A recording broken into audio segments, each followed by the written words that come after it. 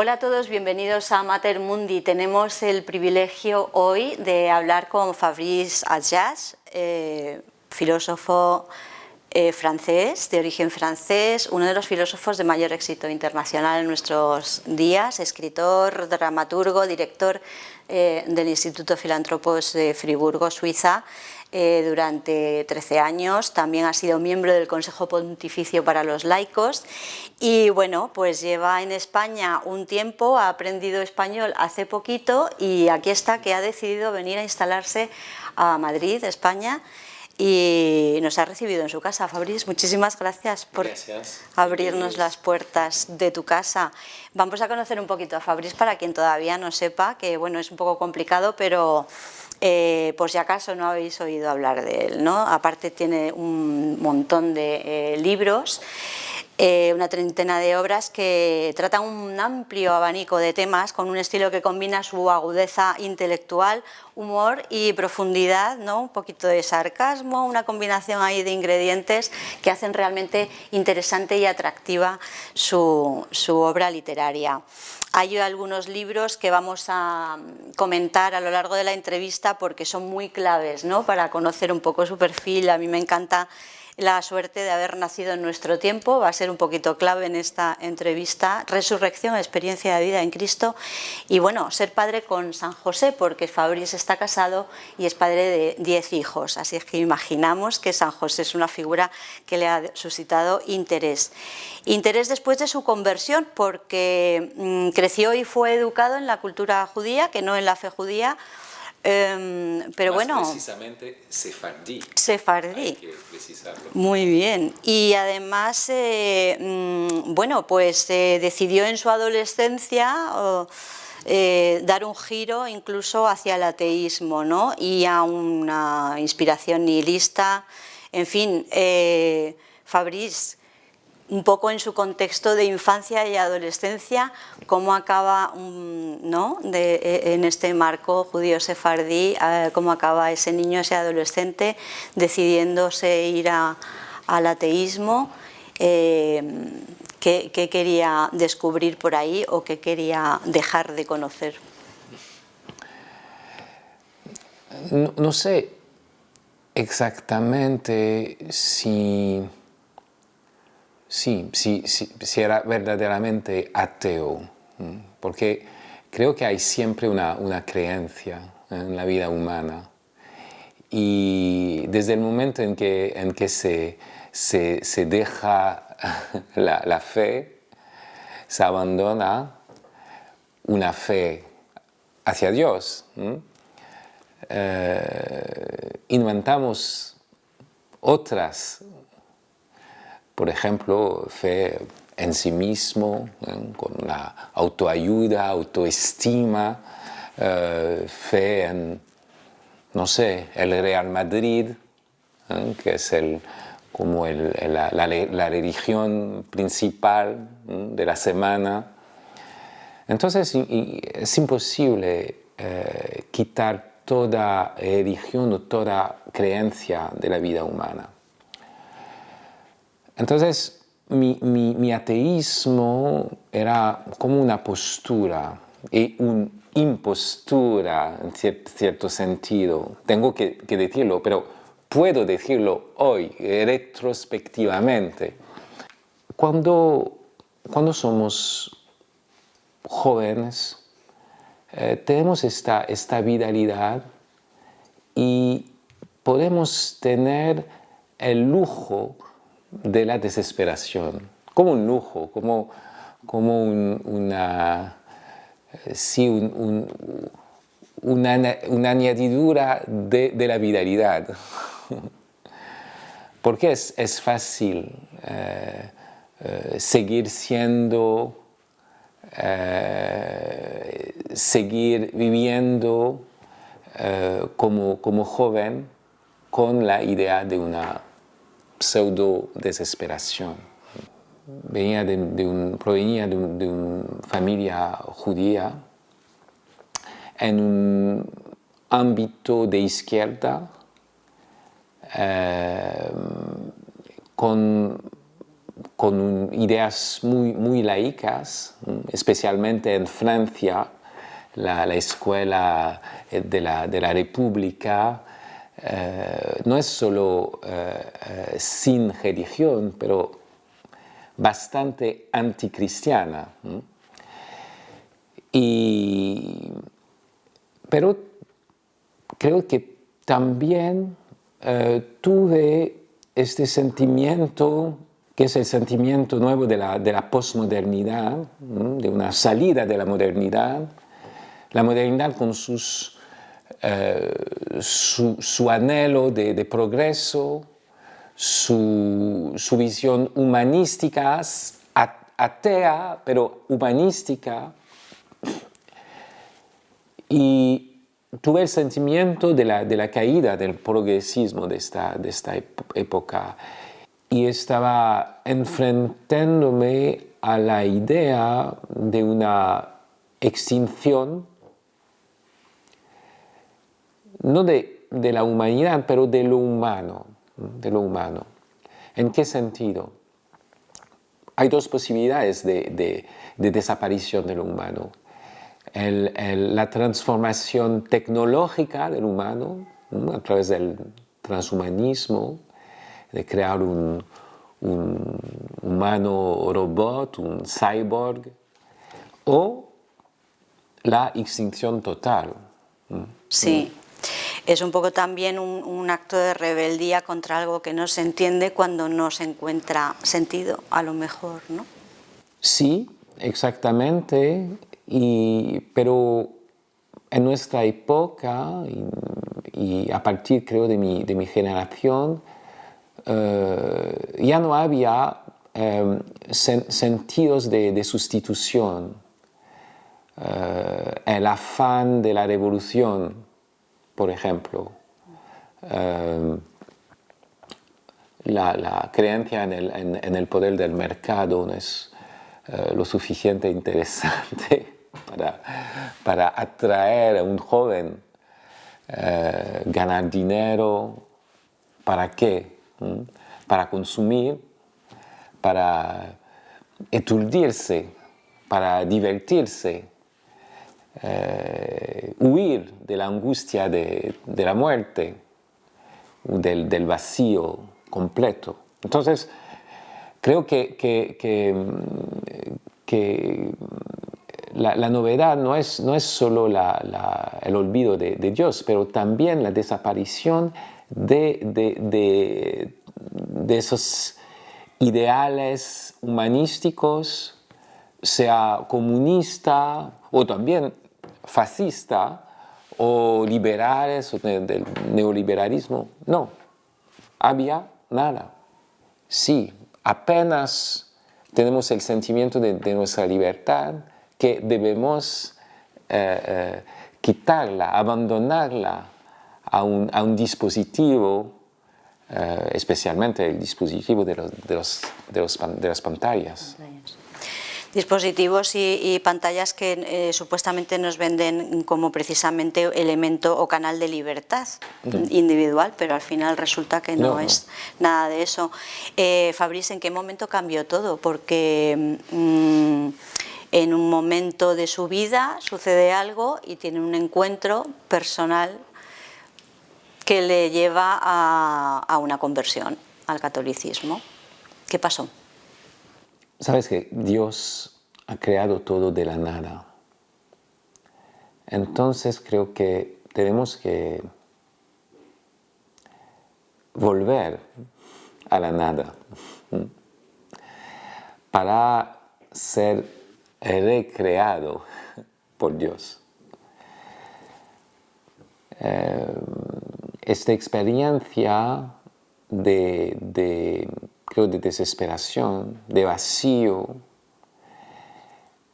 es en este sentido mejor que el optimismo. Porque el optimismo moderno es un optimismo en torno a ídolos, a imágenes falsas de lo divino, a objetivos que no pueden colmar el corazón humano. Sabes que el Papa Benedicto XVI decía que el optimismo moderno, el optimismo del progresismo, el optimismo progresista, era la forma peor de desesperación, porque es una desesperación que se ignora a sí misma, ¿no? que se desconoce a sí misma. Entonces, sí, hubo este momento en mi vida frente a la verdad del vacío, ¿no? de mi existencia y la pregunta fundamental, ¿no? ¿Por qué? ¿Por qué estoy? ¿Por qué? Y también ¿para qué? Porque hay en el fondo del alma del niño la idea de una vocación. Él hace del agente secreto, él hace del caballero, hace de una vida imaginaria, fantasmática, pero también esencial. Hay una palabra española, y creo solamente española en este sentido, castellana, la palabra ilusión. La ilusión en su primer sentido se refiere a lo engañoso, a lo ilusorio, al sueño, en el sentido de lo que no existe, que no atrae pero no existe. Pero también la ilusión es la esperanza, el entusiasmo, la idea que hay algo por el que vale la pena de desvivirse. La motivación. Una motivación. Y creo que en ese tiempo de vacío yo también he recuperado algo de mi infancia, de la infancia, de esta llamada íntima, ¿no? De esta idea que estamos aquí para hacer grandes cosas, una misión. Y la mirada hacia este hombre, sí, rasgado en la cruz, un hombre que no tiene miedo del miedo, porque es algo increíble, a diferencia de las demás sabidurías, en las cuales hay siempre la idea de que debemos superar al miedo. Pero Cristo tuvo miedo en el Jardín de los Olivos. Miedo del pecado futuro, del rechazo de la salvación misma, pero también de la muerte, del sufrimiento, de todo. La afirmación que lo humano, precisamente lo humano, es bueno con su tragedia, con su drama, con sus heridas. Y que no hay solo que curar las heridas, sino también dejarlas abiertas a otra luz, a una luz trascendiente. Y esta visión de Cristo como el hombre en su miseria, pero en la posibilidad también de la misericordia, porque la misericordia supone la miseria y la misericordia salva la condición humana en su fragilidad, en su vulnerabilidad. Y eso fue el inicio de una esperanza, de una renovación total, sin correr en pos de esperas de sustitución, y al rehusar también la diversión permanente. En el momento de su conversión, ¿es eso lo que un poco se entra en su corazón en un momento muy especial, en el que va en esa desesperación, en un momento de desesperación, y va a pedir realmente en un Dios en el que no creía, pero él hubo un momento vuelca, importante. Fui en una iglesia en París y hace poco antes estaba en esta iglesia para burlarme de los exvotos alrededor de la Virgen del Buen Socorro. No burlarme de la Virgen en sí misma, pero burlarme de los exvotos, de una fe naif, demasiado naif, y una fe que me parecía como un comercio con Dios.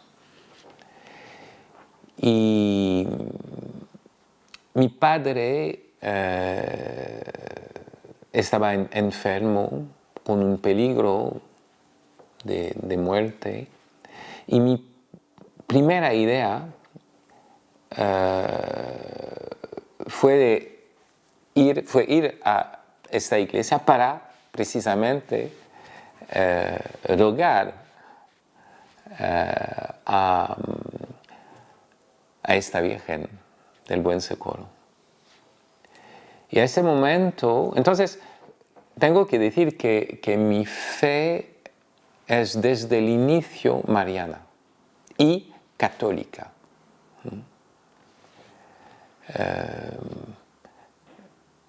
Al provenir de una familia judía, el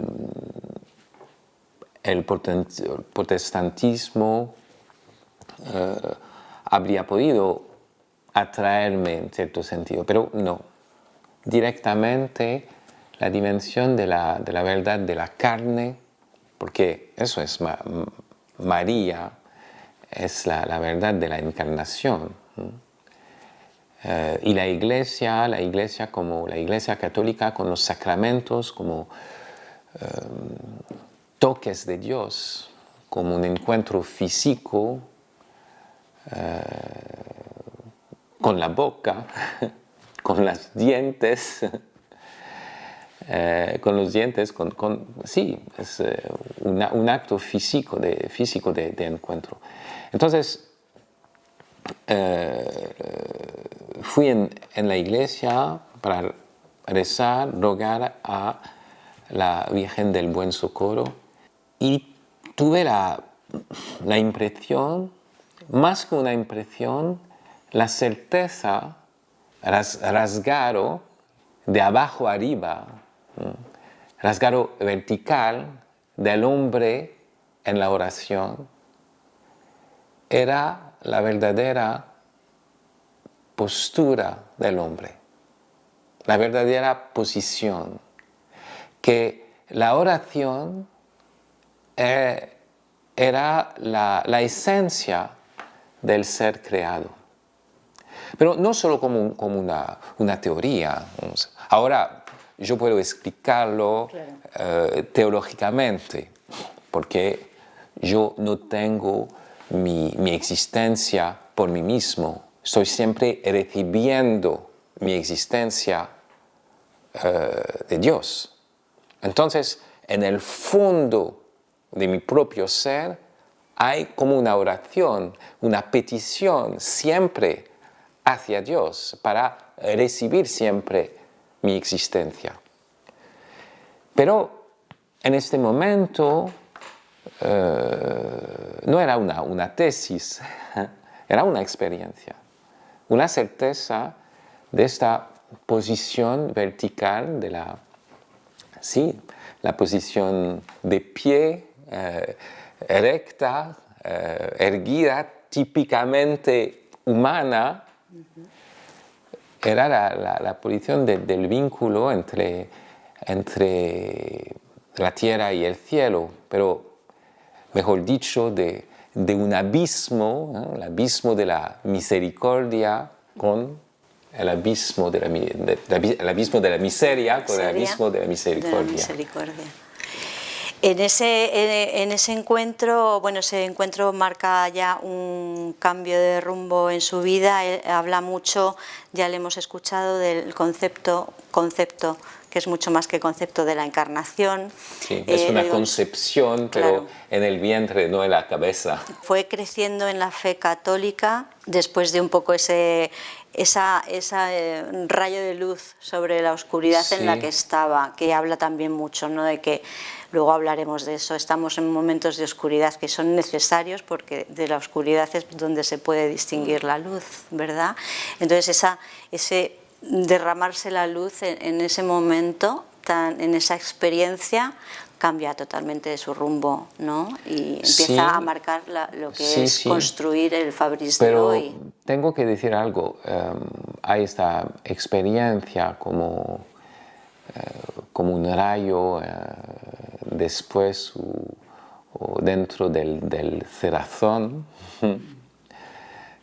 y del cerazón de mi razón, obscurida por la desesperación o el rechazo de una verdad, no una verdad objetiva, porque creo que en el ámbito cristiano la verdad objetiva no es la primera o la verdadera verdad.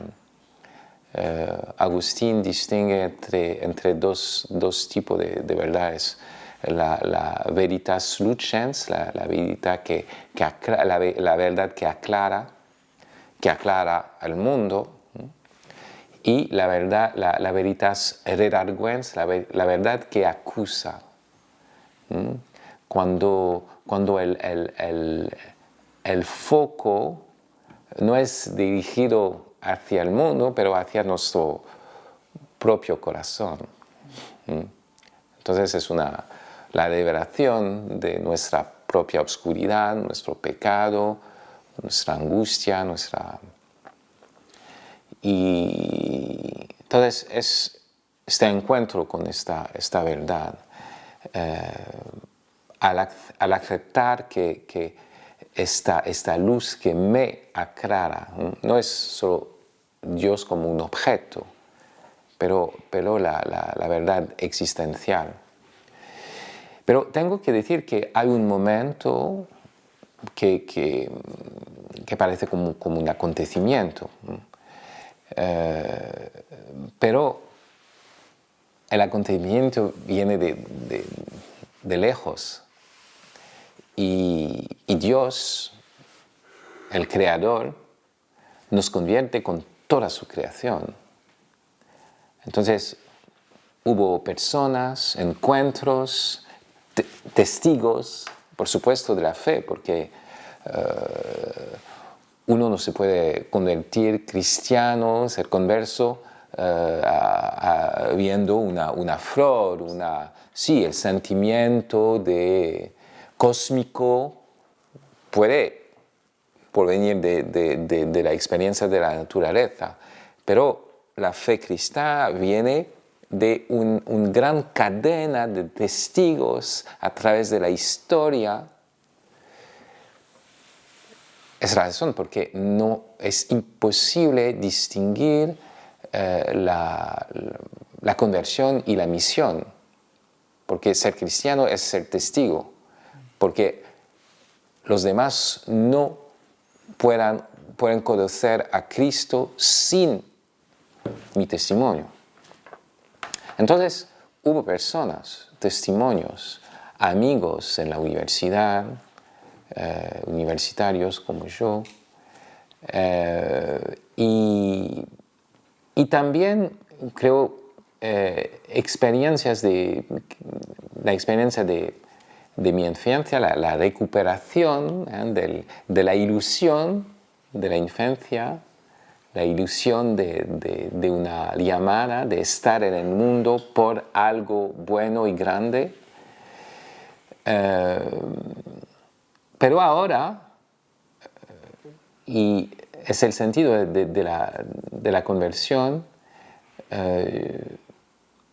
todo me habla de Cristo.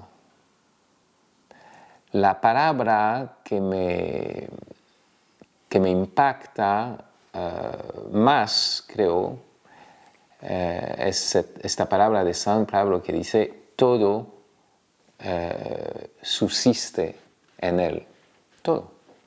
La subsistencia misma de cada cosa se basa en Cristo. Es la razón por qué también no tengo que hablar siempre de Cristo. Como escritor, como poeta, como profesor de filosofía, puedo hablar de, no sé, de una silla, que es una silla, de una golondrina, la golondrina, que es una golondrina, que es también una pelota. ¿Por qué la pelota? Para jugar. Y voy a hablar de estos objetos, de esas naderías, en cierto sentido, con una intención, una ternura también, que viene de mi fe. Una objetividad tierna, porque viene de mi fe que la pelota, la silla, la golondrina, cada flor subsiste en Cristo. Porque la fe se instala en el corazón, ¿no? Y cuando se toca el corazón o se deja uno tocar el corazón, por Dios, ya todo se transforma.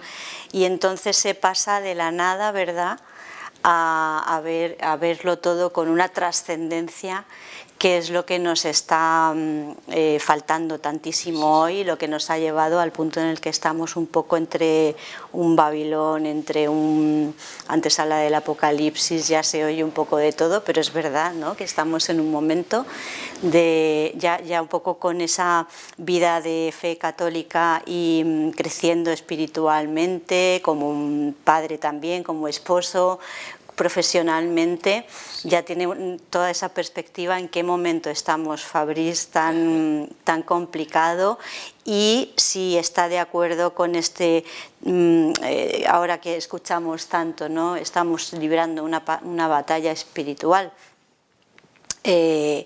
Estamos en ese momento, ¿no? O sea, ¿cómo ves el momento en el que vivimos desde tu perspectiva ya de fe y filosofía católica? Estamos en tiempos extremos, en verdad, pero sabemos también que el fin de los tiempos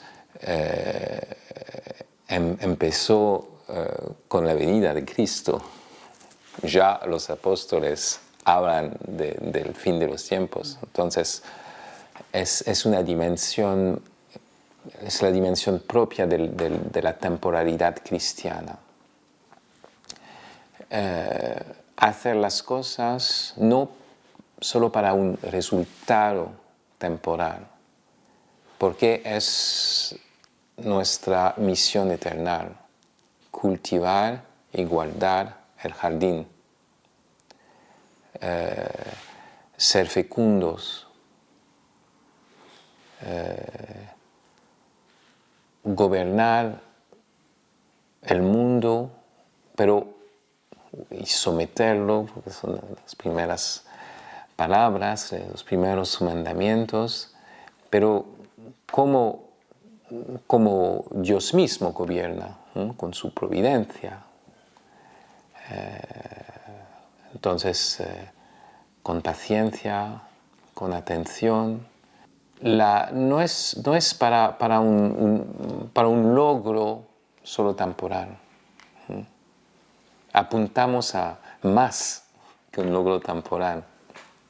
Hay una parte de orgullo, pero es el orgullo que supera la soberbia. El orgullo de ser hijos de Dios y apuntándonos a lo eternal. Pero lo eternal no es otro tiempo. Lo eternal es también lo que reluce en este tiempo, ya en este tiempo. Es la fuente del tiempo, la fuente de cada instante. Por tanto, por supuesto, estamos en tiempos recios, con el retorno de las guerras, con la posible extinción de la especie humana, con una crisis medioambiental, pero también la digitalización de la vida, los desafíos de la inteligencia artificial. Mi fe me dice que es Dios que me ha colocado en este tiempo y tengo que enfrentarme en este tiempo a sus cuernos con aguante, como un buen torero.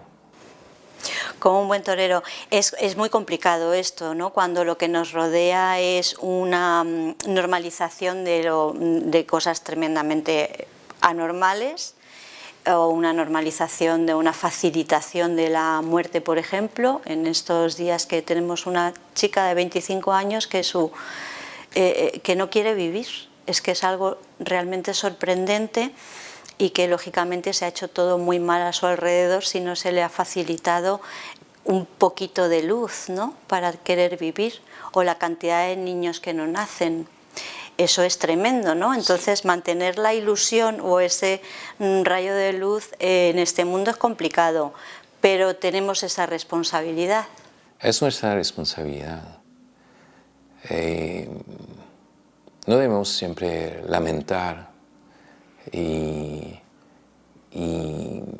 sí, encerrarnos en una postura de alcázar asediado, porque esta postura es una postura falsa. Cristo es victorioso ya. Y nuestra misión es no solo de decir, oh, Cristo te amo, Cristo sí, te ama, Cristo te... Pero expresarlo a través de nuestra vida.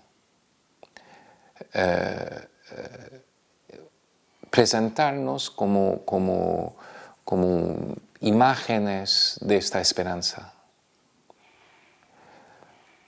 No hay que hacer moralejas siempre, porque cada moraleja supone una esperanza. Puedes decir a una chica quitarse la vida es absurdo, que el aborto es absurdo, que la eutanasia es un homicidio. ¿Y qué? ¿Qué? La vida es absurda. Todo es absurdo. La vida es un quitarse la vida. ¿Por qué no tengo esperanza? Tenemos que ser testigos de una esperanza, de una luz. No una esperanza como algo futuro, pero como algo que nos anima ahora y aquí. Y cuando hay este rostro de amor, no solo de amor, pero de verdad, al asumir también la dimensión dramática de la vida, trágica de la vida, pero con ese no solo aguante, pero confianza que tenemos un Padre, que somos hijos de Dios.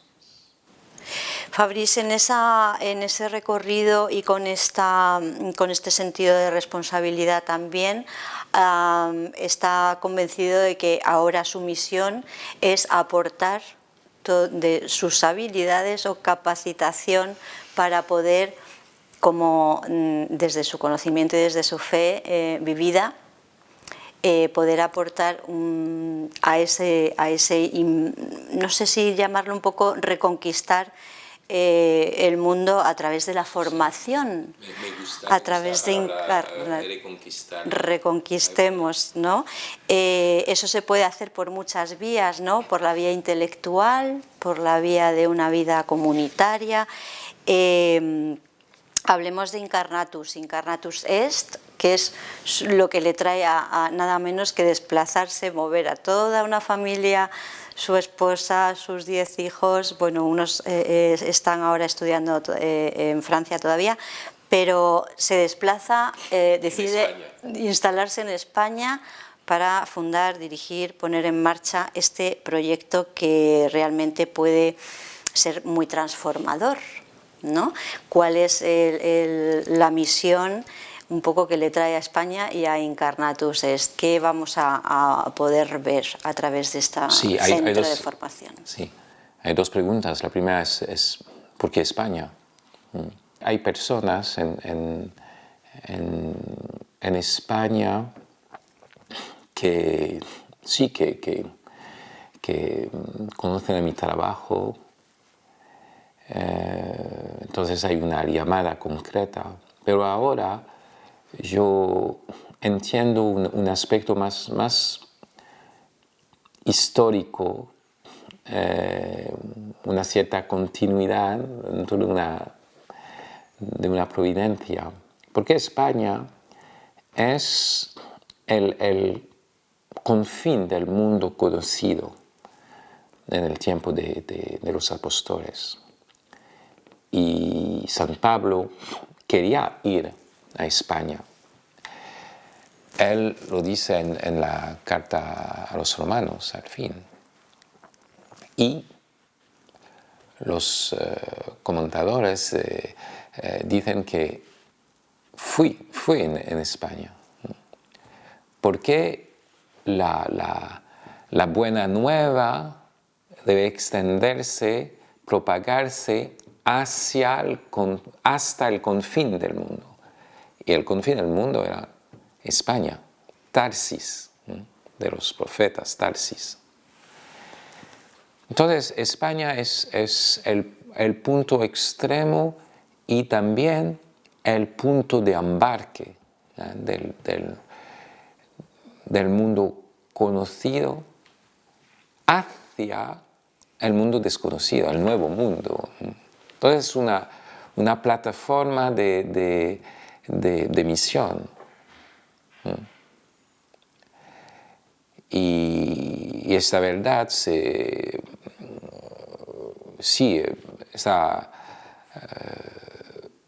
estuvo confirmada por la Reconquista, precisamente. También la gran afirmación de la encarnación viene se esclarece en el Concilio de Nicea, pero el gran pensador, consejero de Constantino en el Concilio de Nicea es Ocio de Córdoba, un cordobés. Hay un origen española también de la gran afirmación dogmática que Dios mismo se hizo carne. Entonces hay razones muy destacables. ¿Qué es Incarnatus Est? Es un curso, un solo curso, un año, para poner a través de una formación integral los cimientos de una vida cristiana. No una vida religiosa, de monje o de sacerdote, pero una vida de laico, de verdadero laico, con su compromiso en el mundo, en la sociedad. Y su deber de liderazgo como cristiano, liderazgo no en el sentido del leadership empresarial, pero liderazgo en el ámbito de la esperanza. Un liderazgo fundamental. ¿En qué consiste?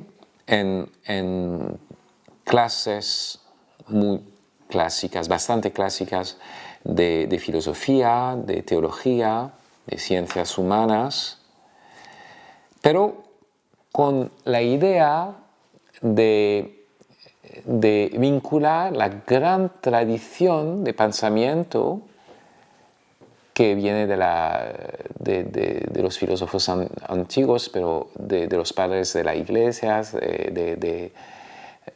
vincular esta tradición con los desafíos de nuestro tiempo. Entonces, enfrentarnos verdaderamente a esos desafíos. El problema de la tecnología, de la ecología, entonces un desarrollo en el ámbito postmoderno de esta sabiduría que está en nuestra herencia. Pero también el problema es que los jóvenes de hoy son como desencarnados. Una antropología no es suficiente porque necesitan también una antropopraxia, una manera de recuperar su cuerpo, sus ademanes físicos, el saber estar, el saber hacer. Y por tanto, en esta escuela la vida intelectual se despliega en un ámbito comunitario, con la misa diaria, pero también con talleres de artes, especialmente con el teatro y el canto coral. El teatro porque es el arte de la encarnación de la palabra, de una presencia viva y comunitaria. Del canto coral porque no es solo el servicio de la liturgia, pero también porque la fe, sino también porque la fe se canta. Un hombre enamorado no puede hablar, uno solo puede hablar. Tiene que cantar, que modular, que asumir el grito, pero un grito que se cambia en algo armonioso.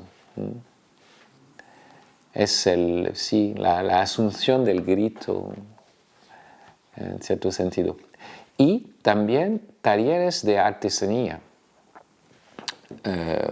Los huertos, la carpintería, porque el verbo se hizo carpintero, y creo que es un acontecimiento muy profético para nuestros tiempos de digitalización, que quiere decir la pérdida de los dedos, la pérdida de las manos, la pérdida del cuerpo haciendo cosas físicamente, la pérdida del encuentro con la materia con su resistencia, con su consistencia, con su orden propio.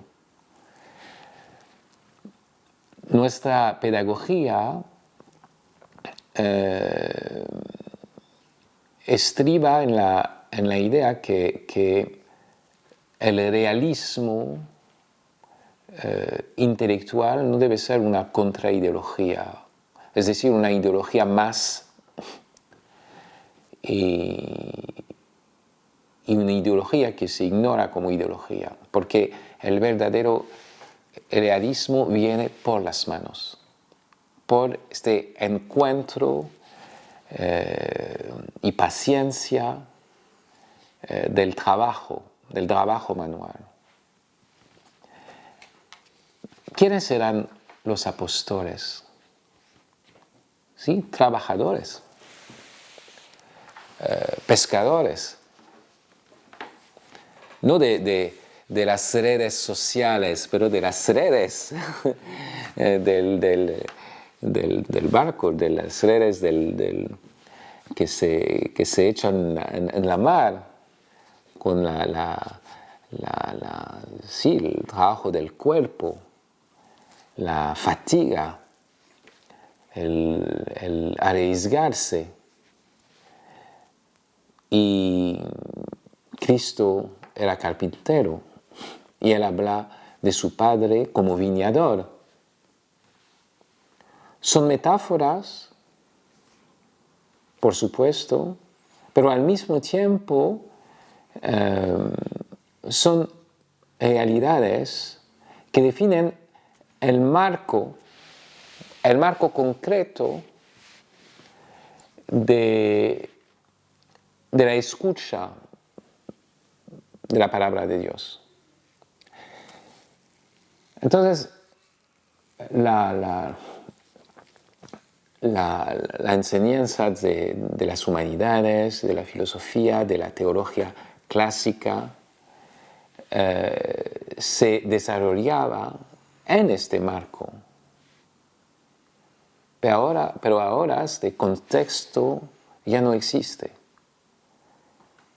Era el contexto de fuera de la universidad, de la Edad Media, de las escuelas, pero ya no existe. La crisis espiritual de nuestro tiempo proviene de una crisis material, del olvido de la materia. Es mi impresión, mi opinión, mi hipótesis de trabajo, que tenemos que recuperar la materia, el sentido de la materia, para recuperar el sentido del espíritu. ¿Por qué? Porque hay esta unidad del hombre, esta unidad confirmada por la encarnación especialmente. Habla mucho de eso, de volver a ser carne, ¿no? De recuperar una identidad que ahora se ha volatilizado entre en la tecnología. Con las manos, pero también el sexo. Con eso, la identidad sexual, hombre-mujer, o sea, volver a los principios, a la base y con esta educación en humanidades, enseñanza espiritual también, formación, trabajo comunitario, vivir todo esto en comunidad para desindividualizar, si se puede decir algo así, al ser de ahora, ¿no? A los jóvenes, sobre todo.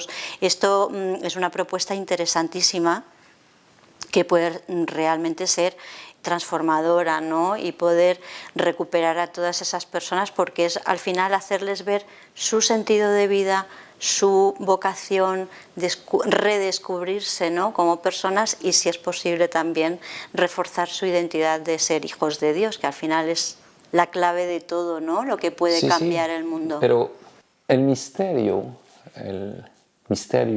hondo de eso es que ser hijos de Dios consiste en ser humano solo. En nuestros tiempos se desvela que la naturaleza misma es cristiana. La naturaleza misma. En nuestros tiempos se desvela que para seguir siendo humano, solo humano, hay que creer en el Dios que se hizo humano. Entonces son tiempos tremendosos en este sentido, ¿no? de evidencia. Ahora, para tener una familia normal, ¿sí?, con hijos, un hombre y una mujer que se aman a pesar de las broncas y estorgos de la vida cotidiana, inevitables, que educan a sus hijos con libros, o a tocar música, a tocar instrumentos. La vida ordinaria, no digitalizada, no divertida siempre por las pantallas, no, esta vida sencilla supone o llama a lo sobrenatural. Es precisamente el misterio. Pero ahora, las cosas más grandes, más heroicas, son también las más sencillas, las más humanas. Y es precisamente el misterio de Nazaret. El Verbo se hizo carne, se hizo hombre, se hizo carpintero para vivir una vida de familia durante 30 años.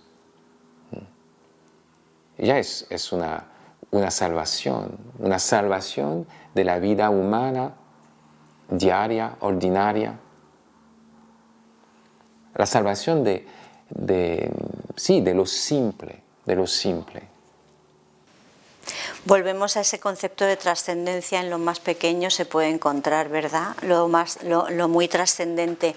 En el momento y en relación con eso, en el momento en el que estamos, de un poco que asistimos a algo así que están llamando un renacer espiritual, ¿no?, que se está poniendo, puede ser también que estemos ante el riesgo. Por eso me parece tan interesante lo de Incarnatus Est, porque digamos que enmarca muy bien por dónde se puede descubrir la espiritualidad, la transformación personal para luego llevarla a todos los ámbitos, ¿no? Pero sí, este renacer espiritual, un poco tal y como está suscitándose, no puede ser precisamente que se convierta en otra vía de evasión desmedida si no tiene un fundamento antropológico, sí, y toda esta un poco propuesta que encierra la pedagogía, ¿no?, que queréis trasladar a través de Incarnatus Est. Tienes razón. El problema ahora es la reducción de la fe cristiana a un tema más de autoayuda, ¿no?, con discursos motivacionales, con éxtasis, pero emocionales. Sí, pero de un momento, ¿no? Es la semilla que crece rápido, pero también que se marchita muy rápido. Es un asunto de tiempo y, por supuesto, de fundación. Creo que siempre en una conversión hay el momento de rayo de luz, pero tenemos que cambiar este rayo en el pequeño fuego del hogar, el fuego de cada día, para cocinar, para iluminar a una habitación, el fuego de cada día. La verdad de la vida cristiana es de ser cristiano sin esquizofrenia, es decir, no solo un cristiano del domingo, un cristiano del pequeño lugar de oración, de este santuario incluso en tu casa, pero en todas las dimensiones de la vida. Porque hay dos dimensiones de la vida cristiana. Hay la dimensión religiosa, que descansa en los actos cultuales, sí, es la religión. Pero hay también una dimensión teologal, de fe, de esperanza y de caridad, que deben irrigar todas las dimensiones de la vida, cada acto. Sin esas virtudes teologales, que no solo se encuentran dentro de las paredes de la iglesia, pero fuera, especialmente fuera también, en la oficina, en la cocina, en el cuarto de baño, no sé, en todas partes. Entonces, eso es cómo erradicar y fundamentar y profundizar al mismo tiempo ese momento de conversión, de exaltación, este rayo de luz en la luz cotidiana, que aclara con fe, esperanza y caridad cada cosa, cada acto. Tenemos que ir terminando, Fabrice, es interesantísimo todo lo que nos está transmitiendo. Esto que acaba de decir tiene que ver también mucho, y aparte con el sentido de responsabilidad y un poco esa aspiración a salvación, hay que trabajarlo también, ¿no? Y tenemos, se nos han dado unos dones, tenemos una responsabilidad con esos dones, ¿no? Una pregunta que se hace usted en algún sitio, he leído, ¿qué estamos haciendo con esos dones, ¿no? Parte de ese poner ese sentido cristiano en todos los ámbitos, ahí es por donde se puede multiplicar un poco, que es el requerimiento que tenemos, ¿no? Multiplicar los dones que se nos han dado y ponerlos al servicio, ¿no? Eso en Incarnatus es también un poco en su misión, supongo que ya se sentirá que también Dios le ha capacitado o ha permitido esa conversión incluso en usted, y su preparación y su formación y incluso su vida familiar, todo está un poco poniéndose al servicio ahora en esta propuesta, ¿no?, educativa. Hay que entender el servicio cristiano, que no es siempre una fructificación.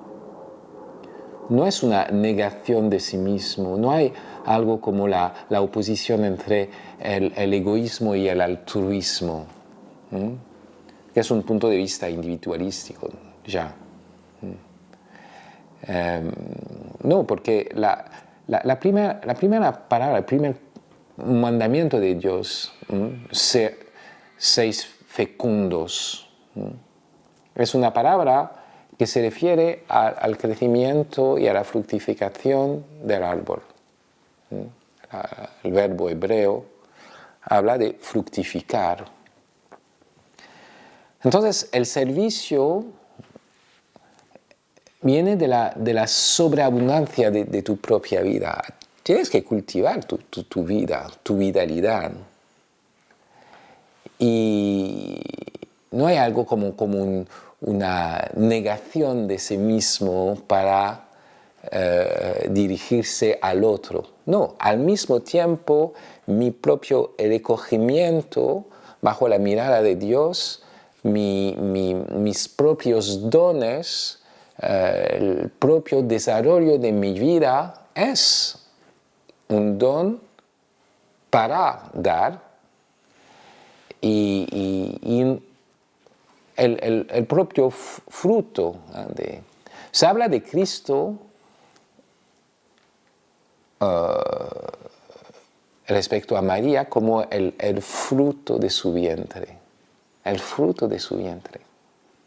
No solo como alguien que viene de fuera, o como una manera de negarse para acoger al otro. No, es la afirmación de sí mismo que coincide con la hospitalidad, con el acogimiento, con esta acogida. Cristo es el fruto de su vientre, de su propio cuerpo, de su propia vida. No hay ninguna negación. Es solo la afirmación de esta mujer, y esta afirmación de la mujer es el máximo servicio. Fruto de su sí, ¿no? Como el sí que ha dado, el paso que ha dado Fabrice con toda su familia para instalarse en España, para poner en marcha Incarnatus Est, que abrirá sus puertas para hablar español, tantas deficiencias, pero estamos agradeciendo muchísimo el esfuerzo, porque, pero bueno, yo no hablaría el francés ni la mitad en francés, ya se me ha olvidado todo. El esfuerzo de poder decir todas las cosas que nos ha dicho en español. Incarnatus Est abrirá sus puertas, si Dios quiere, en septiembre en Madrid. Están recibiendo sus aspirantes, candidatos, sí, podemos decir, y candidatas. Es un proyecto que puede ser realmente la semilla de algo muy poderoso, muy potente, o eso esperamos. Y yo, para terminar, requiero muy breve, algo muy personal. Me gustaría saber cuáles son sus momentos preferidos en una casa con 10 niños, niñas, con todos los requerimientos también a nivel profesional que tiene, su parte de escritor, filósofo, pensador, poeta, dramaturgo, en fin. No sé muy bien cómo hace para conciliar todo eso, y en qué momento eso es preferido para un poco su charla así de tú a tú con el Señor, ¿no? Un poquito su momento de oración. Cuándo lo encuentra y cuál es el favorito, o no hay favorito, porque es cuando puede encontrarlo. Siempre hay un tiempo. Soy oblato benedictino. No tengo ningún deber o qué hacer específico como oblato benedictino, pero mi manera de ser oblato es rezar las laudes y las vísperas. Las vísperas siempre en familia. Entonces rezamos los salmos del breviario como los sacerdotes y los religiosos. Pero es un acto, sí, bastante religioso. Creo que como padre, como laico, el lugar hay que encontrar el lugar propio de una espiritualidad laica. Y sí, para mí el lugar de mi espiritualidad como padre es especialmente gatear con mi último, muy íntimo, que se llama Isaías, que tiene el síndrome de Down y que está todavía gateando, aunque tienes 3 años. Pero su anhelo por vivir, por estar ahí, sin más, con su alegría, es el verdadero lugar, en cuanto padre, de mi encuentro, de mi cercanía con la presencia de Dios. A través de ese pequeño, que además con síndrome de Down, que tanto nos enseñan, porque es la misma vida sencilla, sin complicaciones, y ese es el encarnado, ¿verdad? Como decías al principio. Sí. Este último, especialmente, los demás también, pero es mi maestro espiritual. Fabrice Adjaz, pues muchísimas gracias. Seguiríamos, no sé si ya otra hora o cuánto tiempo más, porque habría tantas cosas que seguir preguntando y conversando y escuchando. Pero bueno, vamos a dejarlo aquí. Muchísimas gracias por recibir a Mater Mundi en su casa. Y bueno, pues esperamos, como hemos dicho, mucho éxito para este proyecto Incarnatus Est, porque queremos reconquistar las almas y los corazones para Jesús. Gracias.